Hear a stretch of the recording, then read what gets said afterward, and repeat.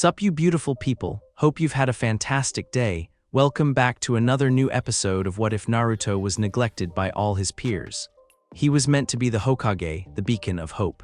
But what if Naruto's earliest days were marked not by camaraderie, but by crushing isolation? This isn't just a story about a different Naruto. It's about a Konoha that broke its own hero, and the profound, dark implications that ripple through a shinobi world without its guiding light. If you guys enjoy this What If, comment down below and let me know. And go ahead and check out other What Ifs in the channel after watching this video. Don't forget to subscribe and leave a like, and also share this video with your friends. So now let's start this video.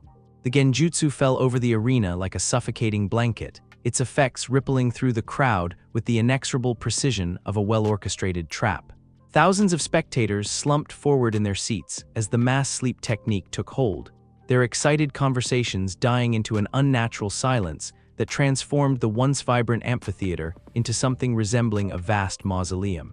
From his position on the arena floor, apparently unconscious within Gaara's sand cocoon, Naruto observed the invasion's opening gambit through carefully controlled breathing techniques that maintained the illusion of defeat while keeping his senses fully alert. The technique was one he had developed during his month of solitude, a method for appearing completely incapacitated while actually maintaining complete awareness of his surroundings. Impressive coordination, he noted while cataloging the multiple points of attack materializing throughout the arena. Sound and sand forces moving with precision that suggests months of planning and reconnaissance. The invasion began with the systematic elimination of Konoha's security forces, as disguised operatives revealed their true allegiances and struck at the Chunin and Jonin who had been positioned to maintain order during the examinations. The attacks were swift, brutal, and devastatingly effective, designed to cripple the village's immediate response capabilities before organized resistance could form. Classic infiltration and elimination protocol, Naruto analyzed as he watched Anbu operatives fall to enemies who had been posing as fellow shinobi throughout the examination period. Orochimaru's intelligence network provided detailed information about security arrangements and personnel positioning. The most significant development came from the Hokage's viewing box, where what should have been a diplomatic gathering had transformed into something far more deadly. The distinguished guests who had been seated alongside Hiruzen Sarutobi were revealing themselves as enemy agents, their polite conversation giving way to the deadly business of assassination. Primary target confirmed, Naruto observed as the third Hokage found himself surrounded by threats that had been positioned within striking distance throughout the entire examination period. They've committed significant resources to ensuring his elimination. The attack on Hiruzen was led by a figure whose appearance sent shockwaves through anyone familiar with Konoha's history, the fourth Kazekage, ostensibly present as an honored guest representing the Sand Village's participation in the examinations. But Naruto's enhanced perception immediately identified the deception underlying this supposedly diplomatic presence. Orochimaru in disguise, he confirmed as he observed the distinctive chakra signature that no transformation technique could completely mask. The real Kazekage is presumably dead, his identity stolen to provide access to the Hokage's inner circle. The battle that erupted in the viewing box showcased the vast gulf between legendary shinobi and ordinary combatants. Hiruzen's response to the sudden assault was immediate and devastating, his combat capabilities undiminished despite his advanced age. The god of shinobi's reputation had been earned through decades of conflict, and even surrounded by enemies, he remained a force that commanded respect and fear. Remarkable combat efficiency for someone his age, Naruto noted while observing the third Hokage's systematic dismantling of the sand operatives who had accompanied the false Kazekage. His techniques show perfect integration of theoretical knowledge and practical experience. But even as Hiruzen demonstrated why he had earned his legendary status, the larger tactical situation was developing in ways that would ultimately determine the battle's outcome. Throughout the arena, sound forces were implementing coordinated strikes against Konoha's defensive positions, while the massive snake summons that had appeared throughout the village proper indicated that this was a full-scale assault rather than a simple assassination attempt. Multi-vector attack designed to prevent reinforcement of the primary target, Naruto analyzed as he observed the broader scope of the invasion. They're ensuring that Hiruzen will receive no assistance from village forces who are dealing with their own crisis situations. The isolation of the Hokage became complete when Orochimaru activated a barrier technique that enclosed the viewing box in an impenetrable dome of purple energy. The Four Violet Flames formation was a forbidden jutsu that required 4 Chunin-level operatives to maintain, representing a significant resource investment that demonstrated how crucial Hiruzen's elimination was to the invasion's overall success. Perfect containment, Naruto observed as he studied the barrier's construction and energy patterns. No one can enter or leave until the technique is dispelled or the casters are eliminated. The Hokage is completely cut off from any potential assistance. Inside the barrier, the true nature of the confrontation began to reveal itself as Orochimaru dropped his Kazekage disguise and faced his former teacher with undisguised hatred and anticipation. The psychological dynamics between master and student, complicated by years of betrayal and conflicting philosophies, added layers of complexity to what was already a tactically devastating situation. "Hello, sensei," Orochimaru said with obvious relish, his voice carrying the satisfaction of a predator who had finally cornered his ultimate prey. "It's been too long since we had an opportunity for private conversation." Personal vendetta driving strategic objectives, Naruto noted while analyzing the emotional undercurrents visible in both combatants. Orochimaru's hatred is compromising his tactical efficiency in favor of psychological satisfaction. "Orochimaru," Hiruzen replied with the weary sadness of someone who had hoped never to face this particular confrontation. "I had hoped you might find peace in your exile. I see that hope was misplaced." Emotional vulnerability affecting combat preparation, Naruto observed as he detected the subtle signs of internal conflict in the third Hokage's posture and chakra signature. He's struggling with personal feelings that will interfere with optimal tactical decision-making. What followed was a battle that transcended simple combat, evolving into a philosophical and emotional conflict that had been building for decades. Master and student, each representing different interpretations of what it meant to be a shinobi, engaged in a deadly dance that would determine not just their individual fates, but the future direction of the entire shinobi world. Orochimaru's opening gambit was both spectacular and strategically sound, the summoning of the first and second Hokages through the forbidden Edo Tensei technique. The reanimated legends rose from their eternal rest as unwilling puppets, their legendary capabilities now serving their village's greatest enemy. Edo Tensei implementation, Naruto noted with fascination as he observed the forbidden technique's mechanics. Reanimation using living sacrifices as vessels, with personality suppression to ensure obedience. Theoretically brilliant, ethically abhorrent. The appearance of Hashirama Senju and Tobirama Senju shifted the tactical balance dramatically in Orochimaru's favor. Even as diminished echoes of their living selves, the first and second Hokages possessed capabilities that would challenge any opponent. Against their former successor, they represented an almost insurmountable advantage. 3-on-1 engagement with 2 opponents possessing infinite regeneration, Naruto calculated as he observed the deteriorating tactical situation. Hiruzen's only viable strategy is immediate elimination of the technique's caster, but the reanimated Hokages are positioned to prevent direct assault. The battle that followed showcased decades of accumulated knowledge and technique mastery, as the third Hokage fought against impossible odds with desperate creativity. His legendary versatility allowed him to counter techniques from multiple schools of jutsu simultaneously, while his tactical experience enabled him to identify and exploit the few weaknesses present in Orochimaru's seemingly perfect trap. Remarkable defensive capabilities, Naruto observed as Hiruzen systematically neutralized attacks that should have overwhelmed any single opponent. He's using the enclosed space to limit their coordination options while maximizing his own tactical flexibility. But even masterful technique and superior experience had limitations when faced with fundamentally unfair odds. The reanimated Hokages pressed their assault with relentless efficiency, their infinite regeneration allowing them to accept damage that would cripple or kill living opponents. Every technique Hiruzen used to slow or disable them was temporary, while his own chakra reserves faced steady depletion. Unsustainable tactical situation, Naruto concluded as he watched the third Hokage's performance gradually decline under the pressure of extended high-intensity combat. He's fighting a war of attrition that he cannot win through conventional means. The turning point came when Hiruzen made the desperate decision to employ the dead demon-consuming seal, a forbidden technique that promised victory at the ultimate cost. The summoning of the Shinigami represented his acknowledgement that conventional victory was impossible, that his own life was an acceptable price for eliminating the threats arrayed against him.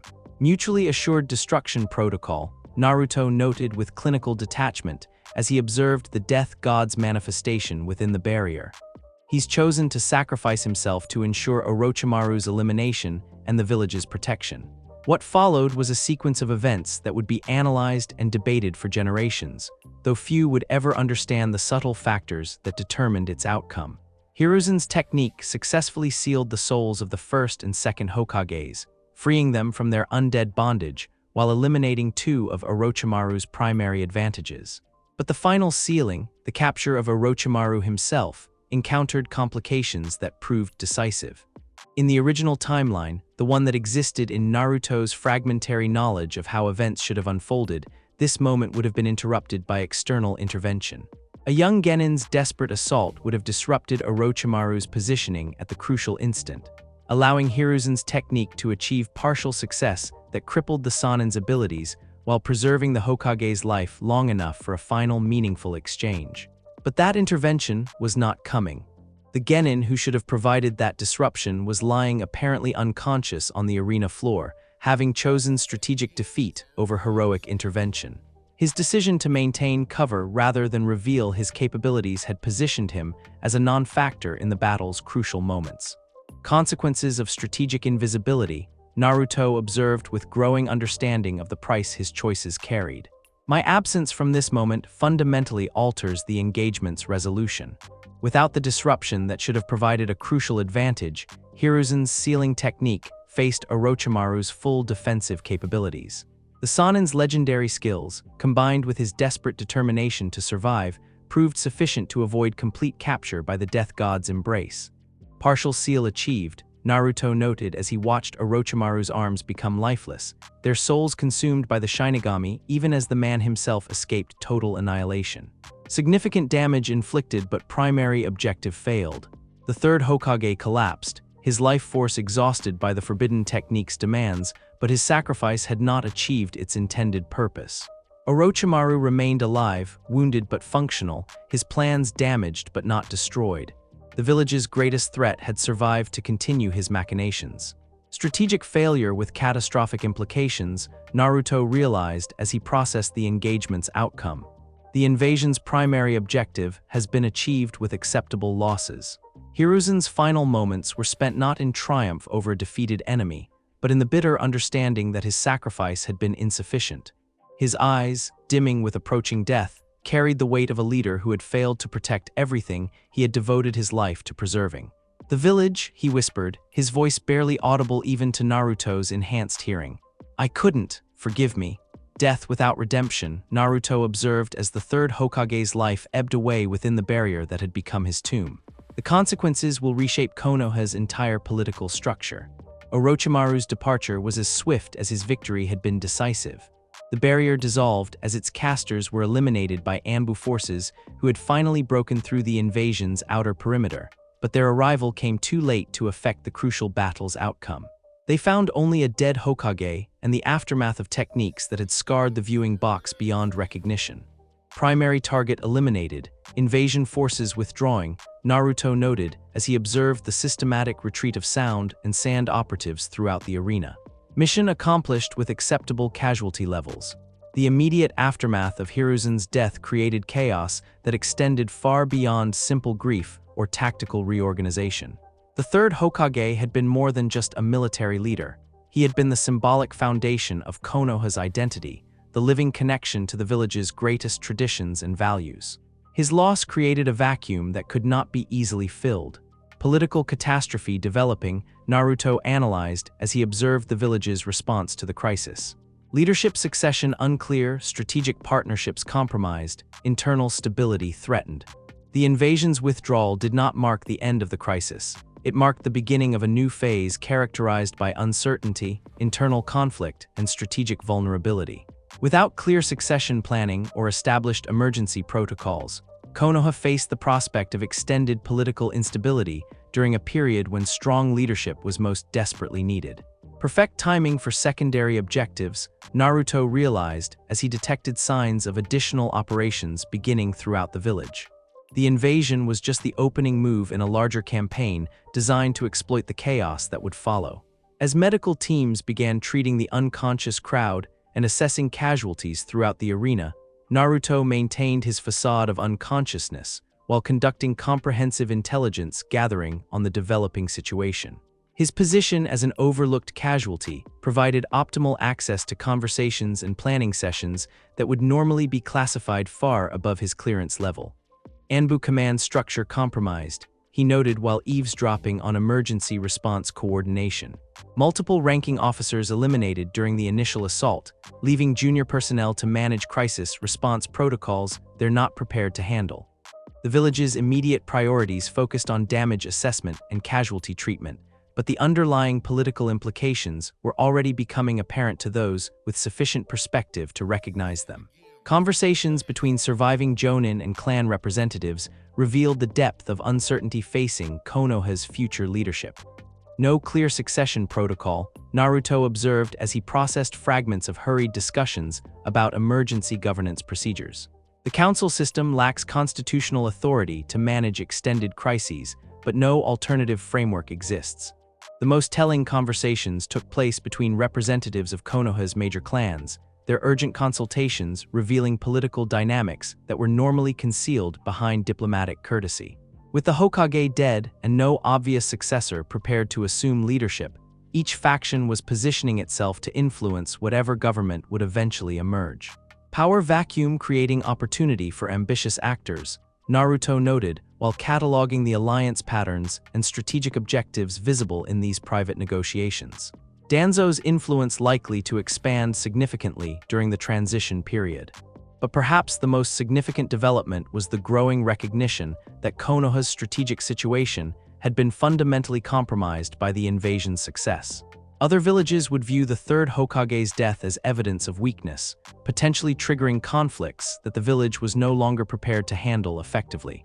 Cascade effect beginning, Naruto realized as he processed intelligence about increased military activity in neighboring regions. Every enemy we've ever made will be evaluating whether this represents an opportunity for settling old scores.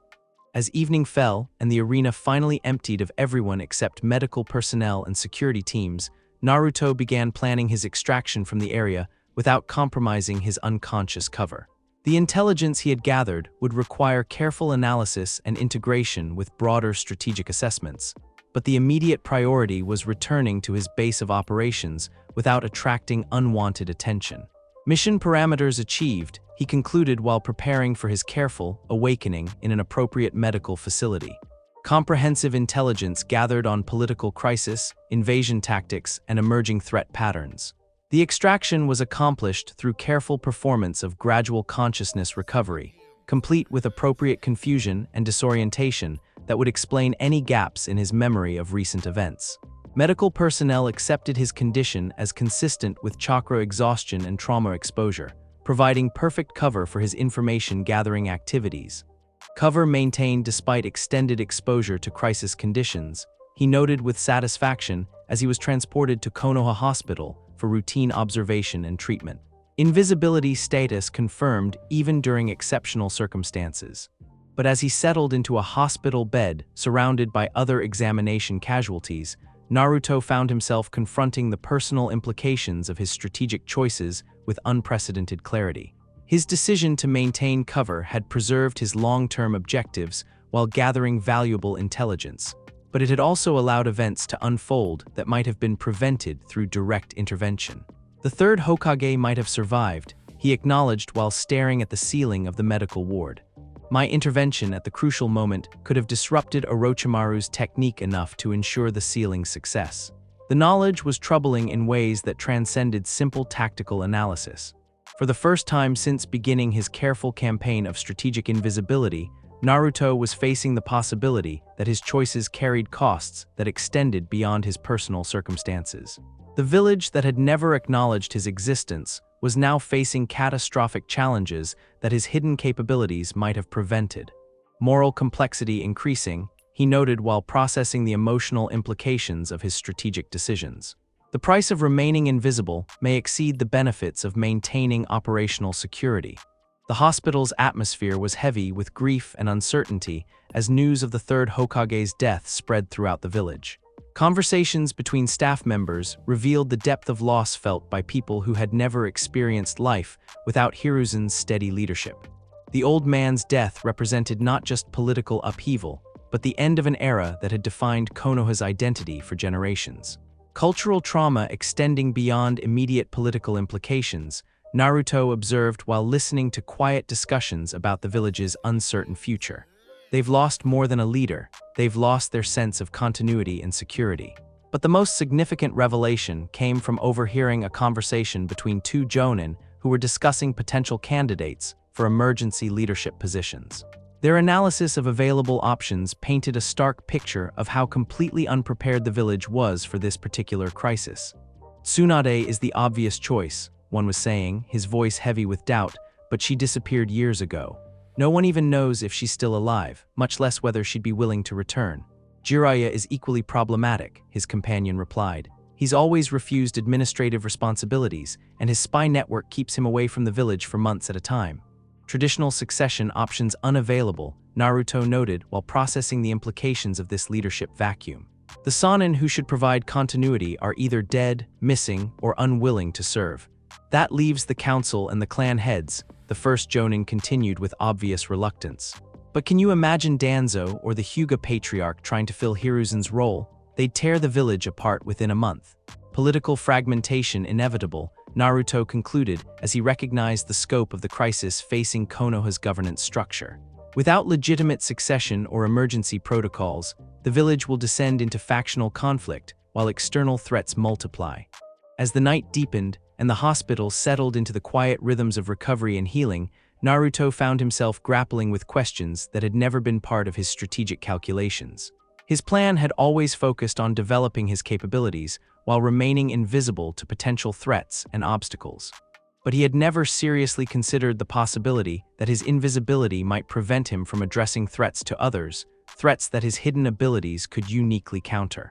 Strategic assumptions requiring revision, he acknowledged while reviewing the day's events and their implications.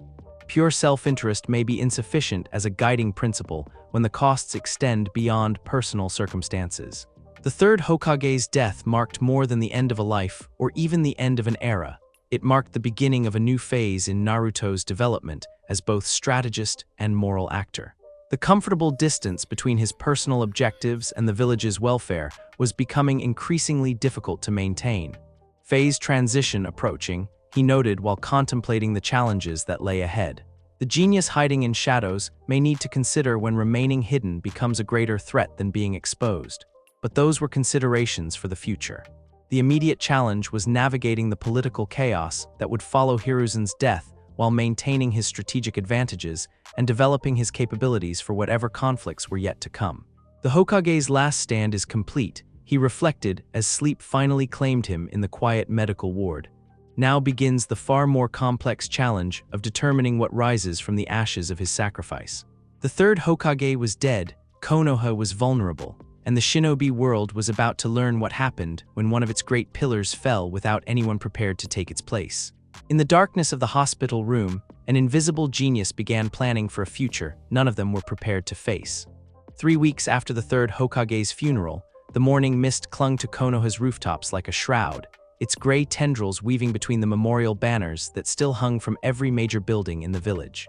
The black cloth fluttered in the autumn breeze, a constant reminder of the loss that had shaken the foundation of everything the villagers had once considered permanent and unshakable.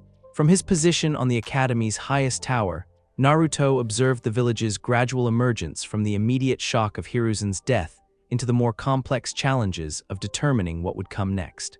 3 weeks of emergency governance under the village council had revealed the depth of the political vacuum created by the third Hokage's passing, while simultaneously demonstrating how inadequately prepared Konoha was for extended leadership uncertainty. Fascinating case study in institutional collapse, he noted while cataloging the visible signs of deteriorating administrative efficiency.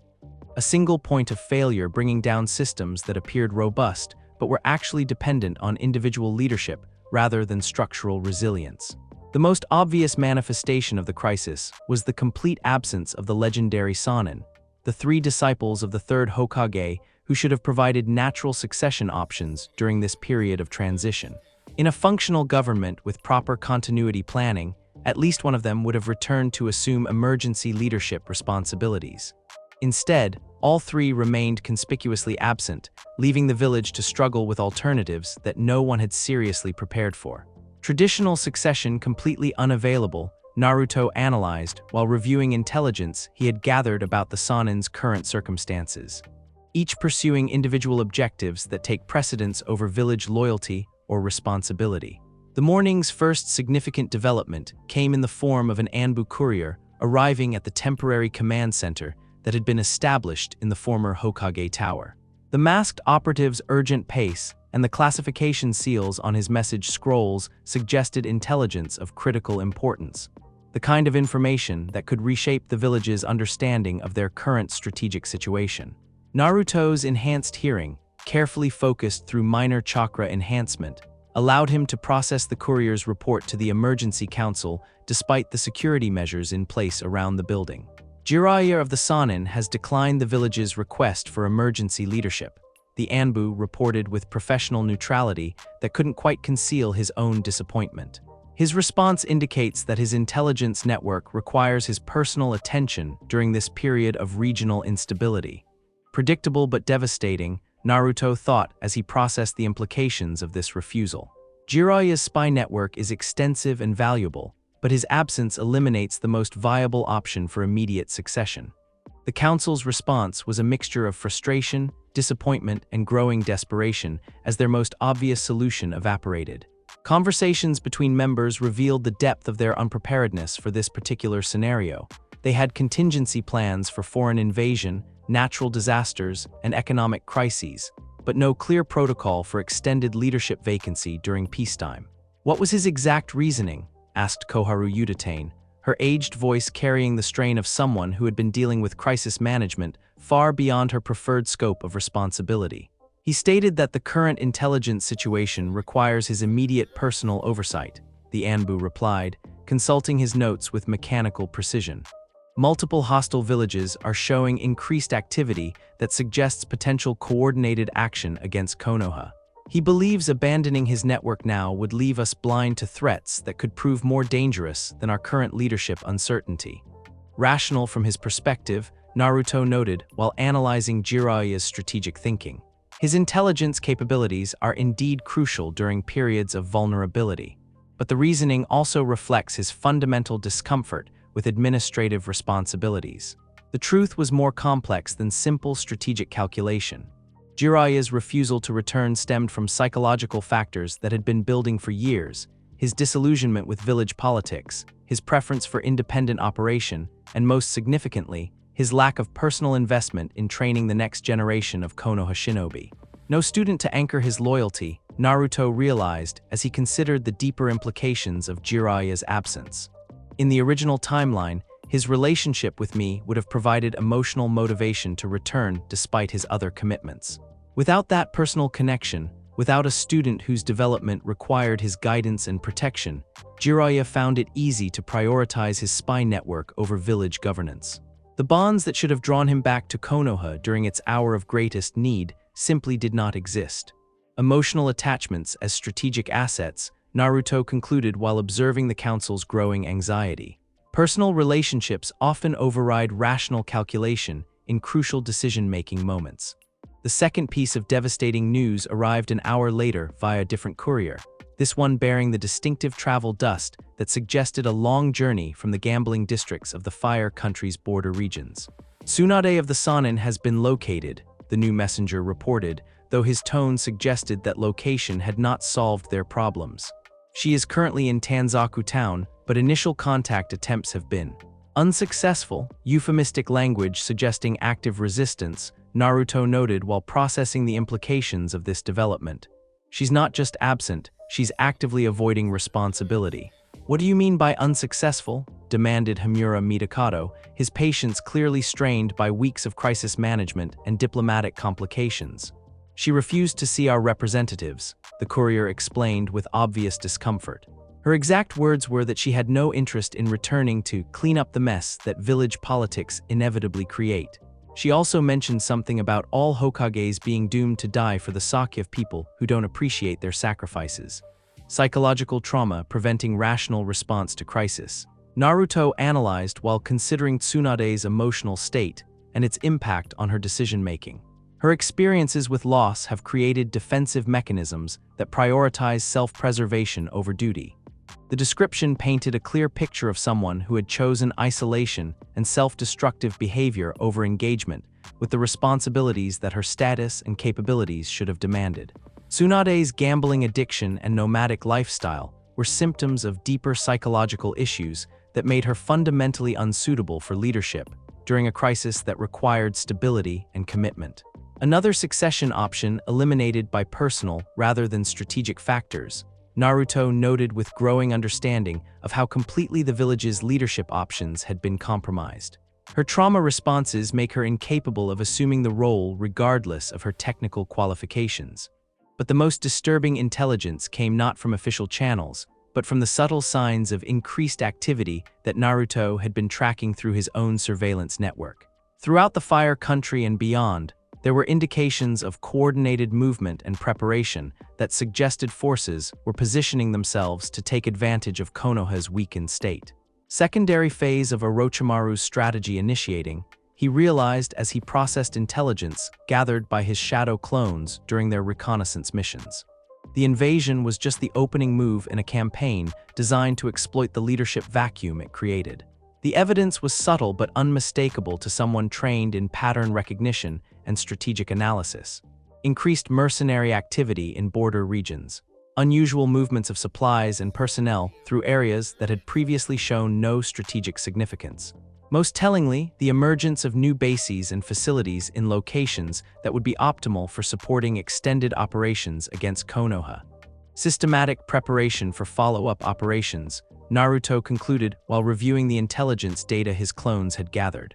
Someone is planning to capitalize on our vulnerability while we're focused on internal political struggles. The afternoon brought additional confirmation of Konoha's deteriorating strategic position when reports arrived of the Sand Village's formal withdrawal from their alliance treaty. The announcement, delivered through diplomatic channels with appropriate expressions of regret and necessity, effectively eliminated one of Konoha's most important strategic partnerships at the worst possible moment. Allied support network fragmenting, Naruto noted while analyzing the political implications of this development. Other villages are positioning themselves to avoid association with what they perceive as a declining power. The Sand Village's decision was strategically rational from their perspective. Their participation in the invasion had been coerced through Orochimaru's manipulation, but the aftermath left them in an untenable position relative to Konoha. Maintaining the alliance would have required admitting culpability and accepting whatever consequences the new Konoha leadership might demand. Withdrawal offered a clean break that preserved their independence while avoiding potential retribution. Cascade effect accelerating, Naruto observed as he processed reports of similar diplomatic repositioning by other allied villages. Everyone is hedging their bets against the possibility that Konoha's power decline is permanent rather than temporary. The evening hours brought the day's most significant development, intelligence that confirmed what Naruto had suspected but hoped was merely paranoid speculation. Orochimaru's forces were not just maintaining their capability after the invasion's success. They were actively expanding their operations with the clear intention of launching additional campaigns against Konoha's remaining strategic assets. Sound Village establishment accelerating beyond normal timeline, he noted while analyzing reports of increased military activity in the regions that had become Orochimaru's primary base of operations. He's capitalizing on our weakness to establish permanent strategic capabilities. But the most disturbing aspect of this intelligence was not the expansion itself, but the systematic nature of the preparation. Orochimaru was not planning opportunistic strikes or random harassment. He was building the infrastructure necessary for sustained conflict with the eventual goal of complete victory over his former village. Long-term campaign rather than tactical exploitation, Naruto realized as he processed the scope of the Sound Village's development. He's planning to finish what the invasion started through extended strategic pressure. The Sannin, who should have provided natural resistance to such threats, remained conspicuously absent, each pursuing personal objectives that took precedence over village defense. Jiraiya continued his intelligence gathering in distant regions, convinced that his spy network provided more value than his physical presence in Konoha. Tsunade maintained her self-imposed exile, using gambling and alcohol to avoid confronting the responsibilities that her capabilities demanded. Strategic assets unavailable when most needed, Naruto noted while contemplating the tragic irony of the situation. The very people who should be leading the response to this crisis are the ones most committed to avoiding involvement. And then there was Orochimaru himself, the third member of the legendary trio, now positioned as Konoha's primary external threat. His victory during the invasion had provided him with momentum and resources that he was systematically converting into permanent strategic advantages. Without opposition from his former teammates, his plans were proceeding with mathematical precision toward objectives that would fundamentally alter the balance of power throughout the shinobi world. Unopposed Sannin achieving systematic strategic dominance, Naruto analyzed while considering the long-term implications of this development. His capabilities, combined with institutional knowledge of Konoha's weaknesses, create nearly insurmountable tactical advantages. The night brought a personal revelation that would reshape Naruto's understanding of his own role in these unfolding events. As he conducted his routine surveillance of the village's administrative centers, he detected an unusual chakra signature approaching the temporary command center, someone whose presence would normally have triggered immediate security responses, but who was somehow moving through the village's defenses without detection. Orochimaru himself, Naruto realized as he recognized the distinctive energy pattern of the snake Sannin, conducting personal reconnaissance while the village leadership struggles with basic governance issues. The infiltration was masterful in its simplicity and audacity. Rather than attempting elaborate deception or overwhelming force, Orochimaru was relying on the chaos and disorganization that characterized Konoha's current state to provide cover for direct observation of his enemy's capabilities and preparations. The technique demonstrated both supreme confidence in his abilities and complete contempt for Konoha's current security measures. Perfect intelligence opportunity, Naruto noted while positioning himself to observe the infiltration without compromising his own concealment. Chance to gather direct information about his strategic objectives and operational capabilities. What he witnessed during the next hour would provide crucial intelligence about the scope of the threats facing Konoha, while simultaneously revealing the true extent of Orochimaru's ambitions for the village that had once been his home. The Snake Sannin's reconnaissance was systematic and thorough, focusing on administrative documents, strategic plans, and most importantly, assessments of Konoha's remaining military capabilities. His movements through the secured areas demonstrated intimate knowledge of the building's layout and security systems, knowledge that could only have come from years of authorized access during his time as a loyal village shinobi.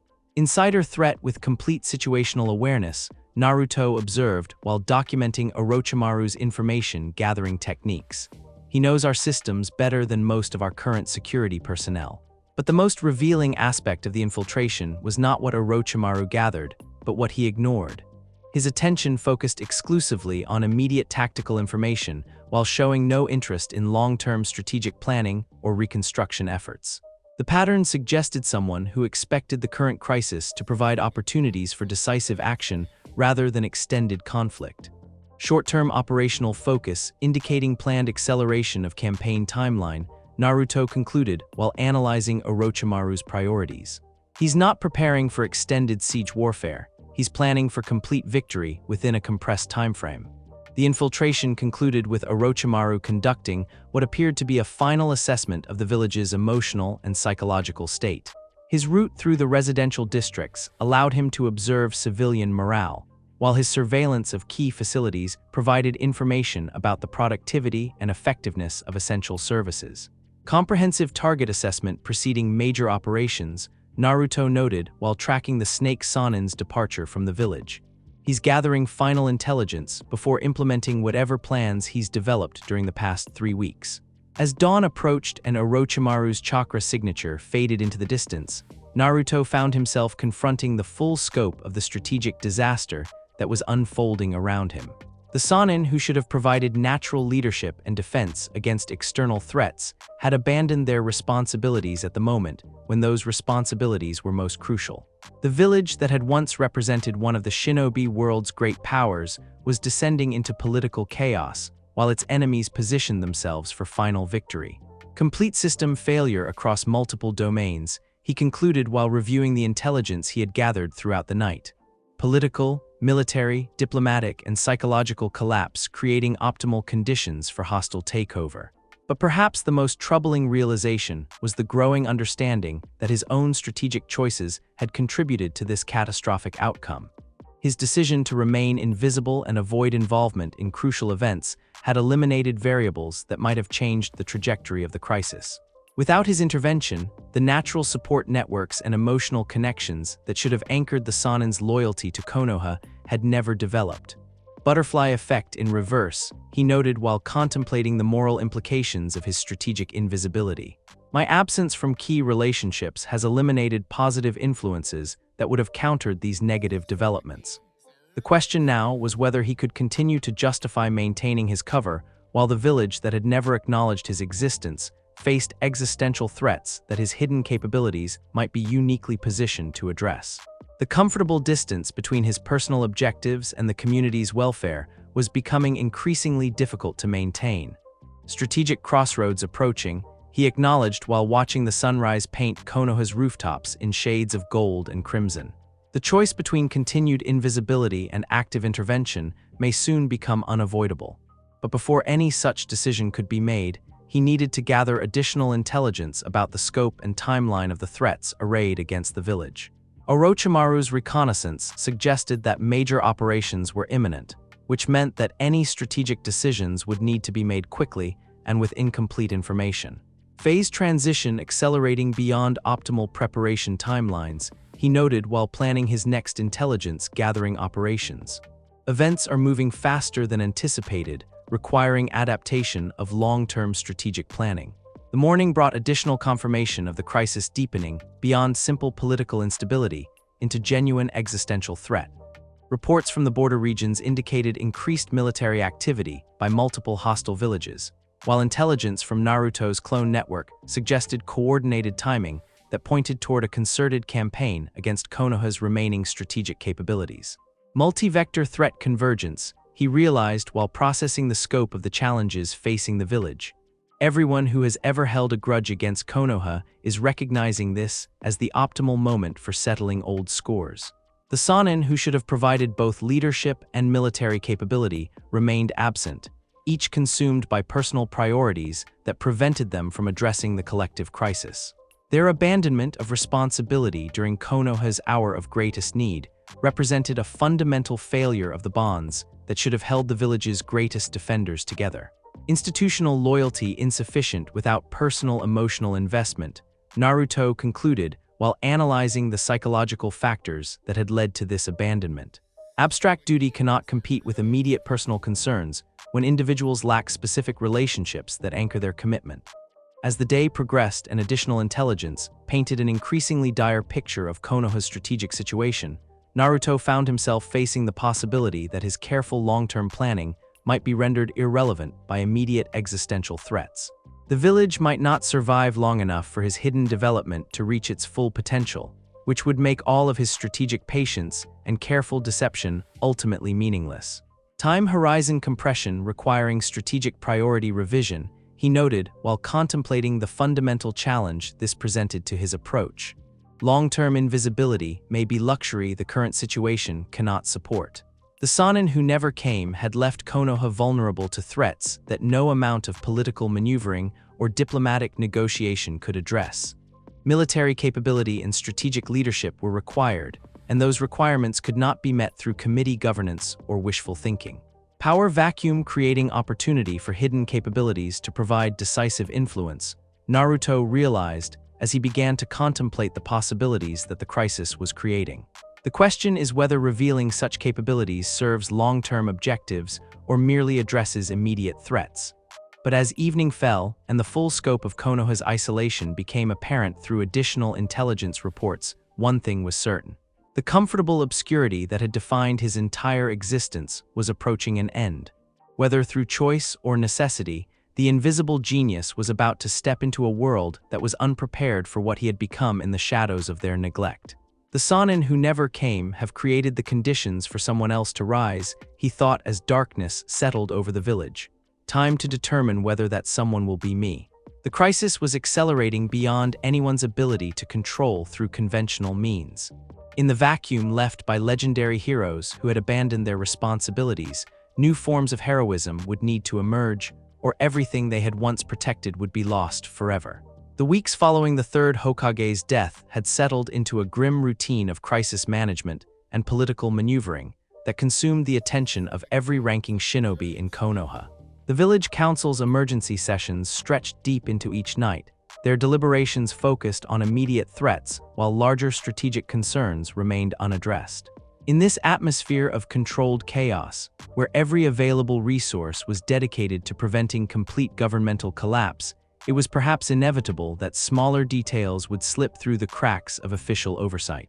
Details like the systematic disappearance of individual genin, who rated so low on the priority scale that their absence went unnoticed for days. From his concealed position in the abandoned warehouse district, Naruto observed the culmination of a plan that had been developing for weeks, ever since Orochimaru's nighttime reconnaissance had revealed the full extent of Konoha's vulnerability. The Snake Sannin's operatives had been moving through the village with increasing boldness, conducting surveillance and preparation for operations that extended far beyond simple intelligence gathering. Abduction protocols activated, Naruto noted, while tracking the movements of sound operatives who believed themselves undetected. They're harvesting research subjects, while the village leadership focuses on macro-level crisis management. The target selection criteria had been methodical and revealing. Sound forces were prioritizing genin with specific characteristics, unusual chakra signatures, bloodline potential, or simply convenient isolation that minimized the risk of their disappearance being quickly discovered. Naruto's own profile made him an ideal candidate for such operations, though for reasons the kidnappers could never have anticipated. Perfect research opportunity, he concluded while observing the final preparations for his own capture. Chance to investigate Orochimaru's experimental programs while gathering intelligence about his larger strategic objectives. The decision to allow his own abduction was calculated with the same mathematical precision that characterized all of his strategic choices. The intelligence value of direct access to Orochimaru's facilities outweighed the risks associated with extended captivity, particularly given his confidence in his ability to escape whenever circumstances required it. More importantly, his disappearance would provide a valuable test of exactly how invisible he had become to Konoha's institutional awareness. Scientific method applied to social dynamics, he thought with dark amusement, while positioning himself where the kidnapping could proceed according to the sound operative's carefully planned schedule. How long will it take for anyone to notice that I'm missing? The abduction itself was professionally executed, though not quite at the level Naruto had expected from operatives working directly for one of the legendary Sannin. The team consisted of 4 Chunin-level sound shinobi, whose techniques emphasized stealth and immobilization rather than lethal force, exactly what would be required for capturing research subjects alive and undamaged.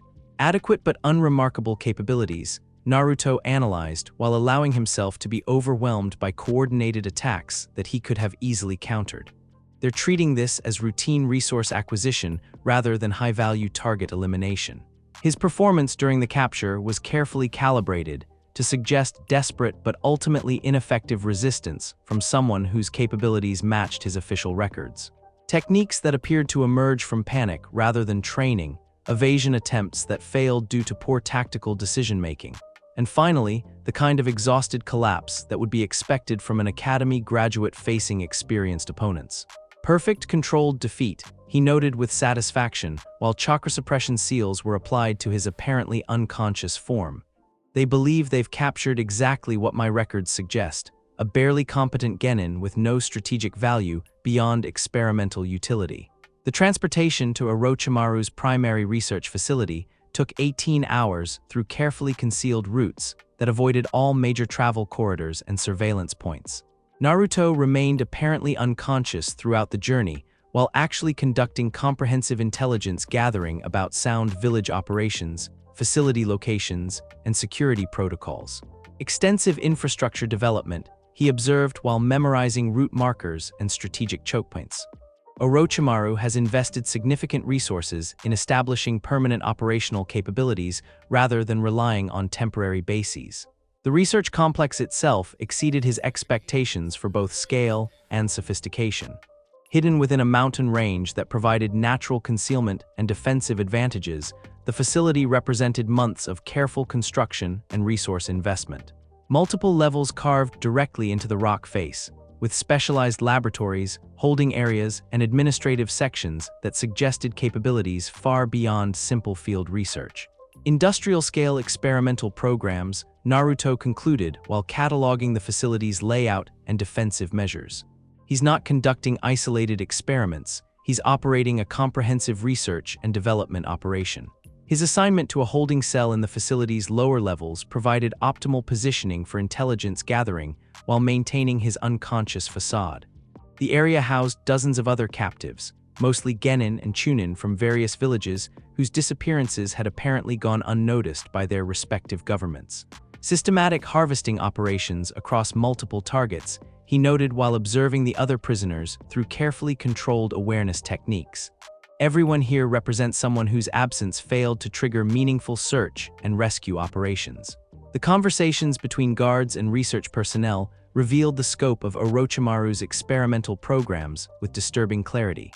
Projects ranged from basic chakra enhancement research to complex biological modifications that pushed the boundaries of what human physiology could sustain. Each prisoner represented a specific research hypothesis, being tested through methods that showed complete disregard for ethical considerations or subject welfare. Fascinating scientific methodology compromised by moral bankruptcy, Naruto analyzed while processing details about the various experimental tracks. Brilliant theoretical framework implemented through approaches that prioritize data acquisition over subject survival. But the most revealing intelligence came from overhearing administrative discussions about resource allocation and project priorities. Orochimaru's research programs were not random exercises in scientific curiosity. They were systematic development efforts designed to support specific strategic objectives related to his long-term conflict with Konoha. Military applications driving research priorities, he realized while analyzing the patterns visible in project selection and resource distribution. He's developing capabilities specifically designed to counter Konoha's known defensive advantages. His first direct contact with Orochimaru himself came 3 days after his arrival, when the Snake Sannin conducted one of his periodic inspections of new acquisitions. The legendary shinobi's presence filled the holding area with an aura of predatory intelligence that made even unconscious prisoners shift uncomfortably in their restraints. Remarkable chakra signature, Naruto noted while maintaining his unconscious facade despite the psychological pressure radiating from one of the world's most dangerous individuals. Power levels that justify his reputation, combined with analytical capabilities that exceed most strategic planning specialists. Interesting specimen, Orochimaru mused while reviewing Naruto's medical assessment and capture documentation. Konoha genin with unusual chakra characteristics but completely unremarkable combat capabilities. Perfect subject for baseline enhancement protocols. Standard classification based on surface-level analysis, Naruto observed while listening to his fate being decided.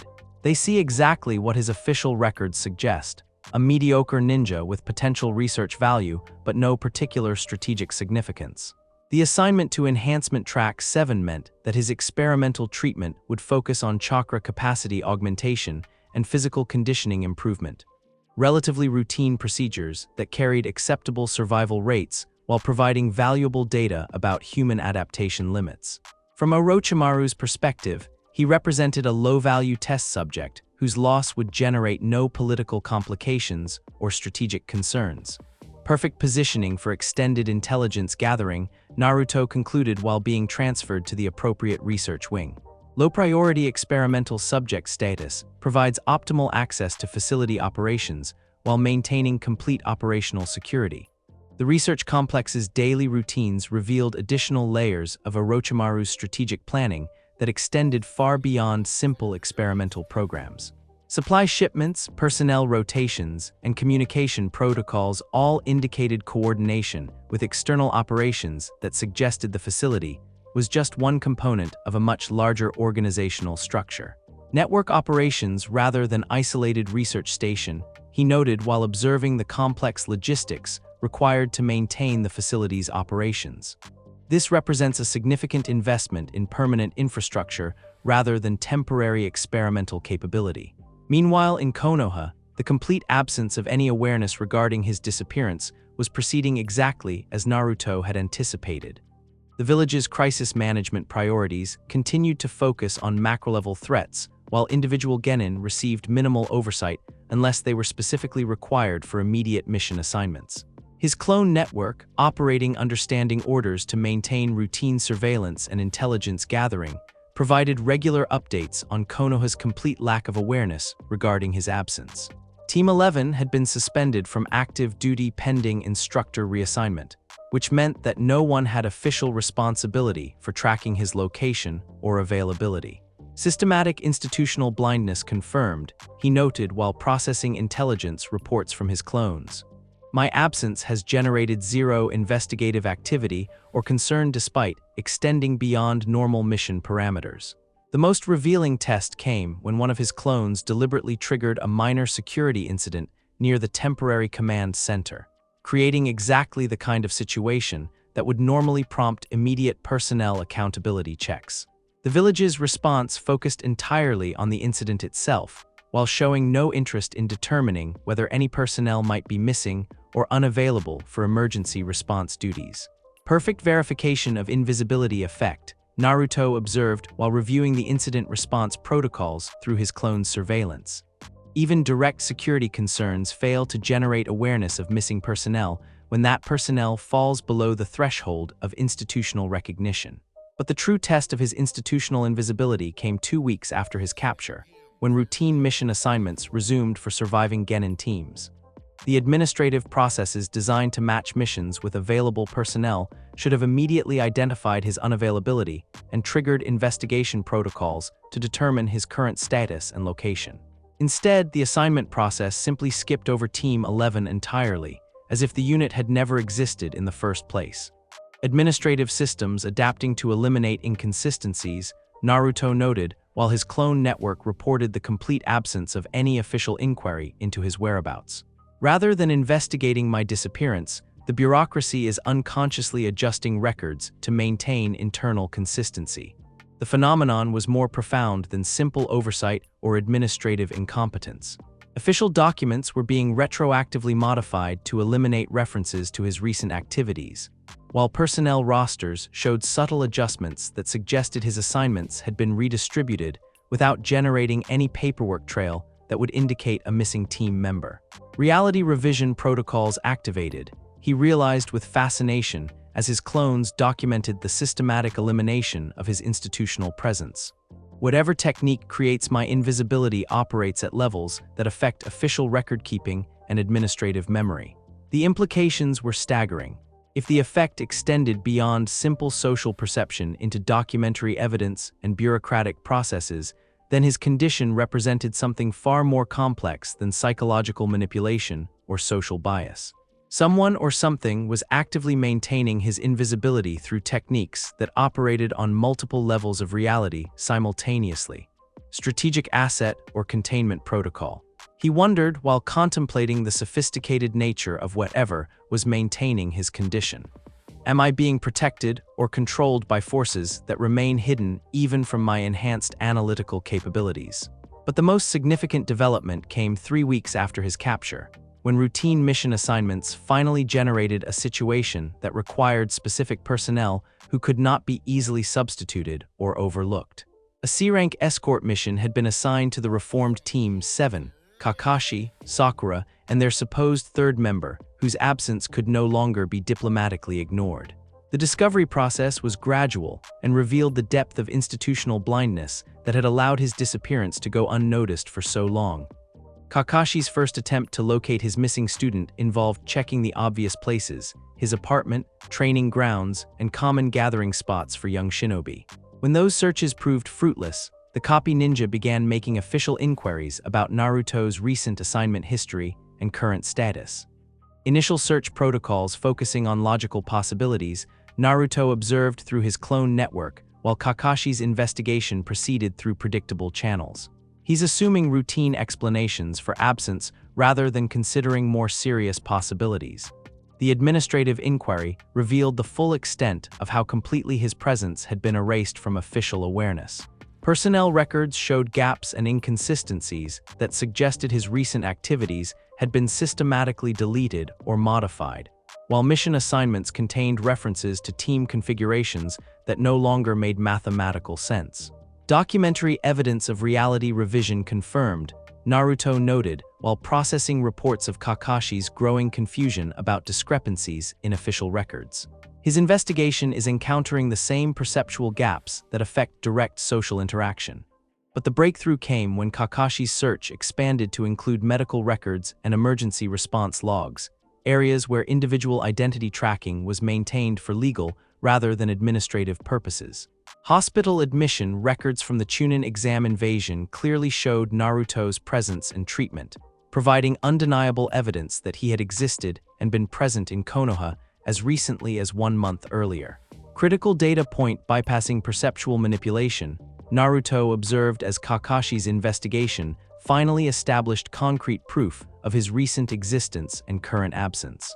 Medical documentation immune to whatever technique maintains his administrative invisibility. The realization that one of his students had been missing for weeks without anyone noticing triggered a response from Kakashi that revealed the true depth of guilt and responsibility that the copy ninja carried regarding his teaching failures. The frantic search that followed demonstrated genuine concern and professional dedication that had been completely absent during their original team dynamic. Emotional investment triggered by recognition of failure, Naruto analyzed while observing Kakashi's increasingly desperate investigation efforts. Guilt overpassed negligence driving current determination to locate missing student. But the most significant development came when Kakashi's search began involving other members of the original Team 7, particularly Sakura, whose reaction to learning about Naruto's disappearance provided crucial insight into the psychological mechanisms that had enabled his institutional invisibility. The pink-haired Kunoichi's initial response was confusion that bordered on denial, not just about his current absence, but about his very existence as a member of their team. Her memories of their shared experiences were fragmented and inconsistent, as if key elements had been selectively edited to minimize his presence and significance. Memory manipulation confirmed, Naruto noted while processing reports of Sakura's confused attempts to reconcile her recollections with evidence of his documented presence. The invisibility effect extends beyond perception into memory storage and recall. "I remember there being someone else," Sakura admitted during one of her interviews with Kakashi, her voice carrying the uncertainty of someone whose memories felt unreliable. "But when I try to focus on the details, it's like trying to remember a dream. I know something was there, but I can't quite grasp what it was." Classic symptoms of selective memory modification, Naruto analyzed while reviewing the interview transcripts his clones had obtained. Sophisticated technique that preserves overall narrative consistency while eliminating specific elements. The investigation's expansion to include other academy graduates and village personnel revealed that Sakura's experience was not unique. Everyone who had interacted with him showed similar patterns of fragmented memory and cognitive uncertainty when asked to provide specific details about his presence and activities. Village-wide memory modification operation, he realized as the scope of the phenomenon became clear. Whatever maintains my invisibility has been systematically altering the memories of everyone who has encountered me. But perhaps the most revealing aspect of the investigation was the discovery that certain individuals appeared to be partially or completely immune to the memory modification effects. Medical personnel who had treated him retained clear recollections of their interactions, while some Anbu operatives showed signs of awareness that contradicted the general pattern of institutional blindness. Selective immunity based on professional role or security clearance, Naruto concluded while analyzing the patterns visible in memory retention. Someone has implemented exceptions to ensure that critical functions remain unimpaired. The breakthrough in Kakashi's investigation came when he finally gained access to classified surveillance records that had been maintained independently of normal administrative channels. Anbu monitoring systems had captured clear evidence of his presence and activities, providing undeniable proof that he had been systematically excluded from official awareness through deliberate manipulation rather than simple oversight. Smoking gun discovered, Naruto noted with satisfaction as Kakashi's investigation finally uncovered evidence that his disappearance was the result of external interference rather than natural causes. Question now becomes whether the copy ninja can trace the manipulation back to its source. The revelation that one of his students had been deliberately hidden from his awareness and then abducted while under his nominal protection triggered a response from Kakashi that demonstrated exactly why he had earned his fearsome reputation throughout the shinobi world. The copy ninja's guilt over his teaching failures was channeled into a cold fury that promised devastating consequences for whoever was responsible. Emotional investment converting into tactical capability, Naruto observed while monitoring Kakashi's preparation for rescue operations. His determination to locate and retrieve his missing student is generating motivation levels that exceed normal mission parameters. But the most significant development came when Sakura's fragmented memories began coalescing around a single moment of clarity that cut through weeks of modified recollections. The emotional trauma of watching Sasuke die during their mission to the Land of Waves had created memory anchors that proved resistant to modification techniques, allowing her to recall specific details about their third teammate's presence and actions. "He was there," she said with growing conviction during one of her sessions with the medical psychology specialists who had been brought in to help reconstruct her memories. "During the fight with the missing nin, when Sasuke was. When we lost him, there was someone else there, someone who could have helped but didn't." Traumatic memory breakthrough, Naruto noted while processing this development through his intelligence network. High-emotion events creating memory anchors that resist modification protocols. The recovered memory provided the first clear evidence of his presence during the crucial mission that had resulted in Sasuke's death, raising questions about whether his intervention might have changed the outcome. The implications were staggering. If he had possessed capabilities that could have prevented the tragedy but had chosen not to use them, then his moral responsibility for the consequences was far greater than anyone had realized. Guilt cascade beginning, he observed while monitoring Sakura's psychological state as additional memories began returning. "She's recognizing that our third teammate might have had the power to save Sasuke, but chose not to act." The revelation drove Sakura into a psychological crisis that combined grief over Sasuke's death with rage at the possibility that it could have been prevented. Her demands for answers about Naruto's true capabilities and his reasons for inaction became increasingly desperate as she struggled to process the implications of what she was remembering. Emotional breakthrough creating motivation for rescue operations, Naruto noted with satisfaction as Sakura's guilt and anger converted into determination to locate and confront him about his role in past events. Personal investment now driving search efforts rather than simple professional obligation. The combined investigation efforts of Kakashi and Sakura, supported by gradually recovering memories and classified surveillance evidence, finally established both the fact of his abduction and the approximate timeframe during which it had occurred. But determining his current location and the identity of his captors would require capabilities that exceeded what official channels could provide. Intelligence gap requiring unconventional resources, Naruto observed while monitoring their investigation's progress. "They've established what happened, but lack the capability to determine where I've been taken or who was responsible." The breakthrough came when Kakashi's investigation uncovered evidence of systematic disappearances affecting multiple genin from various villages, suggesting that his abduction was part of a larger operation rather than an isolated incident. The pattern pointed toward a well-resourced organization with the capability to conduct coordinated kidnapping operations across multiple territories. Orochimaru's involvement becoming obvious, Naruto noted while observing Kakashi's deductive reasoning process. The scope and sophistication of the operation points toward one of the few organizations capable of such systematic activities. But the final confirmation came when intelligence reports from Jiraiya's spy network reached Konoha with evidence of increased activity around known Sound Village facilities. The information provided concrete leads about possible locations where kidnapped shinobi might be held, giving Kakashi and his improvised rescue team their first actionable intelligence. External intelligence confirming internal deductions, Naruto observed while processing the convergence of evidence that was finally pointing the rescue operation toward his actual location. All factors aligning to enable successful extraction.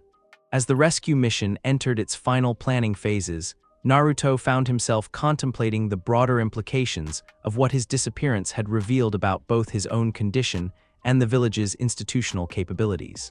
The systematic memory modification that had enabled his invisibility was clearly the work of forces that operated at levels far beyond simple village politics or administrative oversight. Strategic asset protection or threat containment. He wondered while reviewing everything he had learned about the techniques maintaining his invisibility. The sophistication required suggests involvement by individuals or organizations with capabilities that exceed normal shinobi techniques. But regardless of the underlying mechanisms or motivations, the rescue operation provided an opportunity to test whether his strategic invisibility could be maintained even after his teammates had discovered clear evidence of his existence and significance. The mission would determine whether his carefully cultivated persona could survive direct scrutiny from people who had been forced to confront the gaps in their own memories and perceptions. Critical test of facade sustainability, he noted while preparing for the inevitable confrontation with his rescuers. Time to discover whether controlled revelation of capabilities can be managed without complete exposure of strategic objectives. As the evening approached and intelligence reports confirmed that the rescue mission would be launched within hours, Naruto began final preparations for what would be the most complex performance of his life. He would need to appear grateful for rescue while concealing the extent of his own capabilities, seem traumatized by captivity while maintaining operational security about the intelligence he had gathered, and most challengingly, provide plausible explanations for past actions without revealing the strategic thinking that had guided his choices. The search for the missing shadow is approaching its conclusion, he thought while settling into position for the dramatic rescue that would reshape Team 7's dynamics forever. Time to discover whether the shadow wishes to remain hidden when finally brought into the light.